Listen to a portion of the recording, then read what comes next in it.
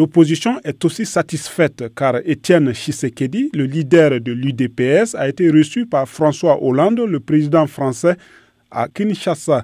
La réaction de Joseph Kapika de la direction de l'UDPS.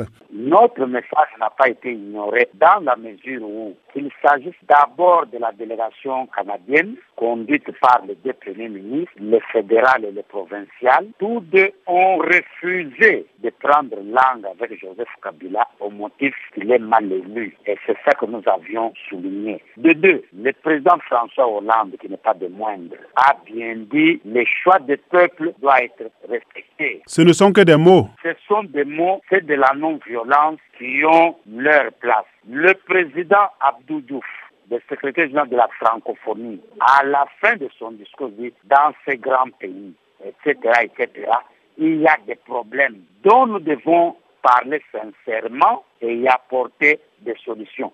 Ce sont ces mots. Le président tunisien a ici le fait que tout ce qu'on peut faire, s'il n'y a pas l'appui des peuples, ça ne sert à rien. Le président Macky Sall est intervenu, il a parlé de son expérience des élections au Sénégal. Et nous disons, notre message a été entendu. Et toute la presse du monde, pour une fois, parle de l'élection contestée de M. Joseph Kabila.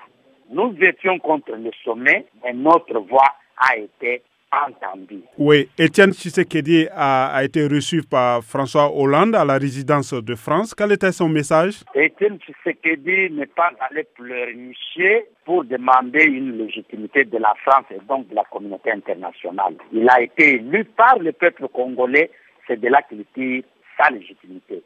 Il a parlé avec François Hollande de la coopération entre la France et la République démocratique du Congo aussitôt qu'il prendrait ses fonctions en main.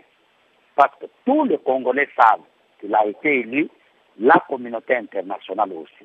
Mais la tenue de ce sommet, c'est quand même une reconnaissance de Joseph Kabila par ses pairs. Pas du tout, pas du tout. Les Canadiens, François Hollande et même tous les chefs d'État africains ne sont pas venus légitimer Kabila. Ils l'ont dit, c'est un message clair. Je pense que Kabila doit regretter aujourd'hui d'avoir accepté que ce sommet se tienne à Kinshasa. Il le regrette amèrement. Qu'on vienne vous gifler dans votre pays, dans votre maison, il n'y a pas plus grave que cela. Alors, si Kabila doit regretter le sommet, est-ce que vous aussi vous regrettez d'avoir appelé à boycotter Kinshasa? Parce que finalement, vous avez pu faire passer votre message. Ah non. Nous n'avons rien à regretter parce que notre message a été entendu. 5 sur 5. Oui, mais vous étiez contre ça. Nous étions contre ça, mais en tant que non-violents, nous avons laissé tout le monde décider librement. Joseph Kapika de la direction politique de l'UDPS à Kinshasa.